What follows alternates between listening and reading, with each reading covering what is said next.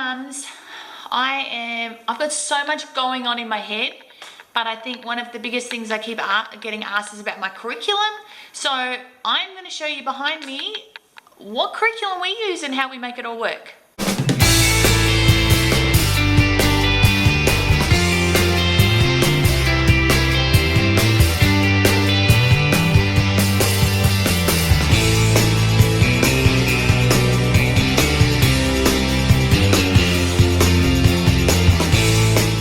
So we have just returned from our daily activities.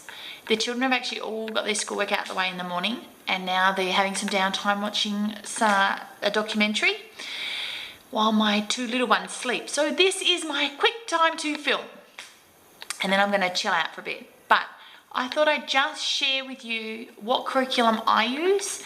I have pretty much used a lot of curriculum, so I figured out what works for us. It may not work for you, I get it, and you might have tried it and it hasn't, but it really works for us.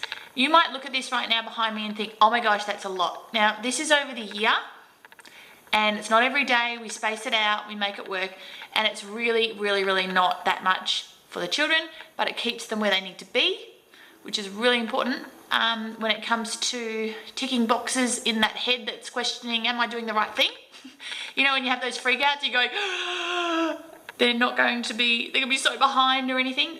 This I found really calms me down to keep me level-headed, so that at the end of the day, my homeschooling experience is a positive one for me as mum. So I'm just going to show you what we use, take it or leave it. And I find this interesting as a homeschooling mum to go along to things and have a look what curriculum people are using. So I hope you do too. So I'm going to start with our core. Our core we use is Sunlight. Now it is a literature-based program. It sounds really confusing, but it's not, I promise you. And this is the core here. So I choose a core for the year, and that is what I read to all of the children. And this is core A. This was last year's. Okay? So it has some amazing books in here that has started some amazing conversation. Boxcar Children, if you haven't read that to your children, that is an amazing story. Here's a Penny is another beautiful story. Little House, Big Woods. Now, what this does, being a literature-based program, I use this very loosely. This comes with a guide, and you can work out from day to day what you need to be doing. But I don't use it like that because I find that I become too locked in. The way I like to use it is basically we just read the books and let the conversations take us to where we need to go. So things like going back with Mary on horseback, the Boxcar Children, which I've talked about, some adventures of the dolphin rescues and stuff like that, has started some amazing conversations and a lot of research. And I think that's what the passion's been all about. So this is core A, some of the stories here, if you can see. And it's also where we pull our group Bible stories from. This Bible is one of our favourite Bibles. And the encyclopedia. So that's the core group. We all sit around together and we read together the core. And then it breaks up into their individual readers. Now this is grade 2 readers. So actually my son is on the next lot. We're actually waiting for that to be delivered. And this is grade 1 readers. And we actually found that these were really simple for him. He was very intelligent. So he's actually gone on to these ones as well. But if you look at some of these stories, so through some of these stories, we've researched the history of some of these stories. Stories like the Wagon Wheels, the Titanic. I mean, we watched documentary after documentary, and my son found a real passion about the Titanic and what happened, and the discovery and finding it in the ocean. And so it's Nate the Great, some other great stories. These are his readers. And then he'll move on to his next readers once he's gone through these ones as well. So that's your grade 1, that's your grade 2. And then I just use this as a general guide for history. I don't actually write in the book because we do it as group work, and we follow up with lots of documentaries and lots of reading. But I basically just use this to keep myself on track because it follows the Australian curriculum. And I just then know that I'm ticking boxes in where I'm at. This is a really good book to do that and stay on track. Then I'm going to show you their individual works, guys. So what I actually require from them for their age and the books that I use. So this is Tyrus, he's doing grade 3 and he's doing Targeting Maths, which I think is a brilliant, bright, fun program for boys. It's fairly fast paced, so it's not too repetitive. that they get stuck on, but they make sure that the child's got the concept before they move on. So that's a really great one. I love this. I've tried a lot of programs, paid a lot of money for maths. I've done Maths UC, I've done Singapore Maths, I've done a lot of the bigger maths, and it just didn't work for my children. So I really like this one. And this is so simple. This can actually come from places like Big W or your general bookshops. Spelling rules and grammar rules, I found, again, are just, it's basically a page a week, a unit a week, and it's divided up into the year. And I just go through and mark what they're required to do for that day. Pretty simple, 5-second thing. And same here, this is spelling rules, which is really great. Scribble to Script has just worked on, he wants to learn cursive, so that's just practicing a bit on his handwriting, and that's instigated by him. And then these are some really fun workbooks. These are almost like treat workbooks. Don't tell them, guys.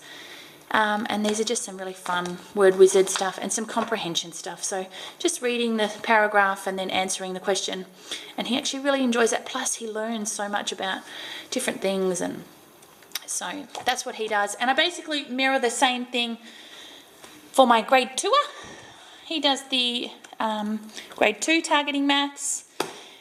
He also, because he's super fast in his math, he does a double check on his Go Maths, which I found has been really good. He only does 1 page of that a week. Spelling and grammar rules, which is a really beautiful program, guys. Same as for the year 3, similar thing. Grammar rules. I mean, look at some of this stuff. It's just learning as they go and answering questions, which are beautiful. Look at some of this stuff. And same again, word wizards and comprehension. It's just really fun, quick stuff that the kids, especially boys, just like to get in and get it done. So that's the individual workbooks, guys. And then we move over to their Bible studies. And this is instigated by them. They wanted to rewrite the Bible basically for their own children. This is what they want to do. So I've just picked up a plain book from Target.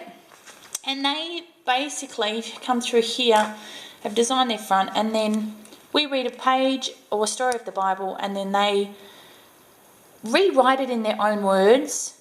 Tell me, they actually rewrite it and then copy it into their books and do a picture. So it's pretty amazing. This is my grade, this is actually when he was in grade 1. So, and you can see here, he's actually teaching himself cursive as he's going on. Let me, if I can find it for you.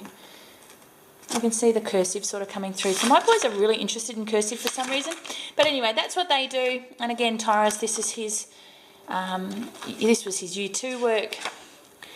But he's sort of going through rewriting the Bible for him and his family. They want to share it in their own words. So that's the boys, grades 3 and 2.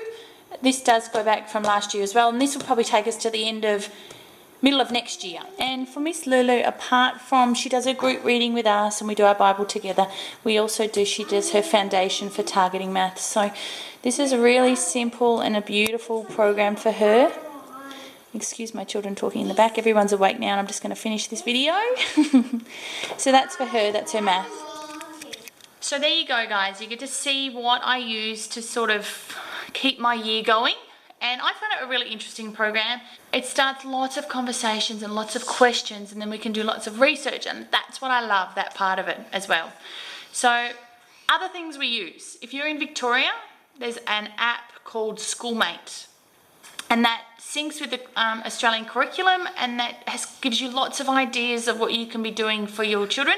It also suggests apps to have as well to cover certain subjects. So that's a really good one, Schoolmate. Pinterest. Oh my gosh, I couldn't homeschool if I didn't have Pinterest. I couldn't. Anything I want to learn about or want to teach about, I literally put it into Pinterest and it comes up. And YouTube. Again, I couldn't homeschool without YouTube. If there's a question the kids ask me, or if there's a subject we want to learn about and we need examples, or I just type that into YouTube and it'll give me an example. So they're the things that we use. I hope this has helped, and I hope this has inspired you yet again. Okay, this is my mummy free time for you guys. So if you like this video, don't forget to click like. I'm only doing this for you mums. If you've got questions, put them up and I'll answer them, and I'll do videos about them if there's enough people that have a similar question. But other than that, keep it going. I've got another day in the life video in the works at the minute, and also a really fun day where we went to Dreamworld, and later I went to Whitewater World with just the boys, which was really fun. So I'm going to put that up soon too. Other than that, mums, have a great week. All right, pull your energy from all of us and encourage. All right, mums, see ya. Bye.